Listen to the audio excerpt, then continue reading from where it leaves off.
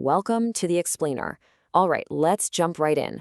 What if two of the most famous, most mysterious prophecies in the entire Bible weren't actually two separate things at all, but two sides of the same coin? Today, we're diving into a really interesting theory that connects ancient scripture not with something from the past, but with a future that looks, well, surprisingly technological. So yeah, this is the big question on the table. The theory we're digging into today suggests that the abomination of desolation and the mark of the beast are way more than just related. The idea is that they might just be the exact same event, just seen from two different angles. So how on earth does this theory connect those dots? Well, let's start with the first piece of the puzzle. All right, first things first. We have to get a handle on this really strange phrase that's been talked about for literally centuries, the abomination of desolation. You can think of this as the first pillar holding up the whole argument, so let's see where it actually comes from. We've got to go way back for this one, all the way to the Old Testament and the prophet Daniel. Right here, in one of the first times this idea ever pops up, he talks about a future where some kind of terrible abomination is going to cause a deep, profound desolation. And then, just a couple of chapters later, Daniel brings it up again. But this time, notice the wording. He says they will place the abomination. The big takeaway here, this isn't some accident or a natural disaster. It's a deliberate act. It's intentional. Okay, now let's fast forward hundreds and hundreds of years. We're in the New Testament, and Jesus himself brings up Daniel's prophecy. He tells his followers, hey, when you see this abomination that Daniel talked about standing in the holy place, you'll know.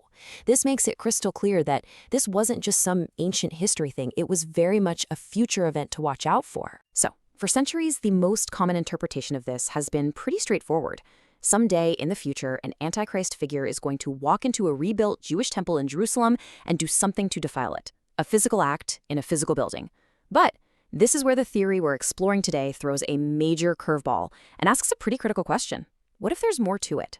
Now, to get where this is going next, you gotta wrap your head around this really key concept in prophecy called dual fulfillment. The basic idea is that some prophecies aren't just a one-and-done deal. They can have multiple meanings, or they can happen in different ways at different times. A classic example is when Jesus warned about Jerusalem's destruction. It definitely happened in 70 AD, but the way he talks about it also points to something much, much bigger, way further in the future. Just keep that idea of dual fulfillment in your back pocket because it is absolutely crucial. So you've got that idea of dual fulfillment ready to go? Good. Because right here is the major turning point in this whole theory. It all hinges on rethinking one simple but honestly profound question. What exactly is the holy place or the temple that Jesus was talking about? The entire argument pivots on this next idea. See, under the Old Covenant, the temple was a physical building made of stone and gold in Jerusalem. Simple enough. But in the New Testament, that whole concept gets a radical update. The temple stops being a place, and it becomes a person. And here it is, the scriptural proof for that massive shift. The Apostle Paul is writing to the early church, and he's about as direct as you can get. He says, don't you get it? You are God's temple. Your body is the new holy place where God's Spirit lives. This one idea, you guys, changes absolutely everything, and it's the key that unlocks the rest of this theory. Okay, quick recap. We've got pillar number 1, the ancient prophecy about an abomination of desolation. And we have pillar number 2, the new idea that a person's body is God's spiritual temple. So, how do you build a bridge between those two things? Well, according to this theory, that bridge has a very famous name, the mark of the beast.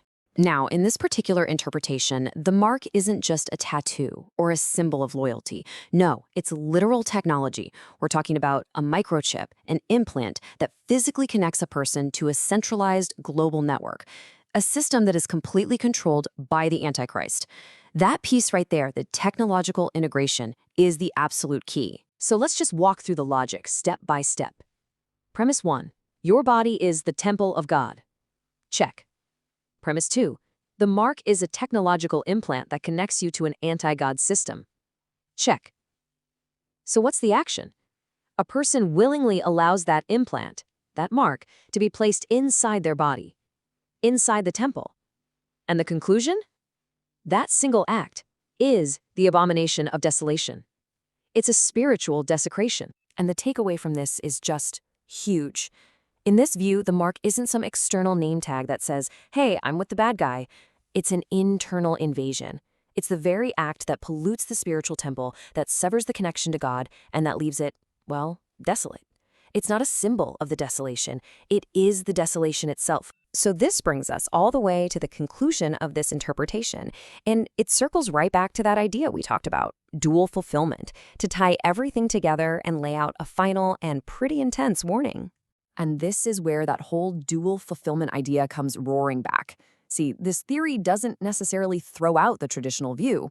It just adds this massive second layer to it.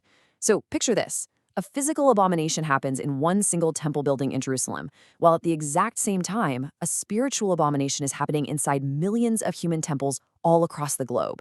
Looking at it this way completely reframes this final, terrifying warning in the book of Revelation. If taking the mark is the same act as the abomination of desolation, if it's the ultimate, personal, willing desecration of your own spiritual temple, then the absolute finality of the consequences described here, well, it suddenly makes a whole lot of sense. Ultimately, the point of this explainer wasn't to prove or disprove anything. It was really to explore one really fascinating theory and see how it connects an ancient text to some very modern anxieties about technology, control, and what it means to be human. It leaves us with a much bigger question to chew on. As our world gets more and more complex, how do we reinterpret these timeless ideas to make sense of it all? And how do those new interpretations actually shape the future we imagine?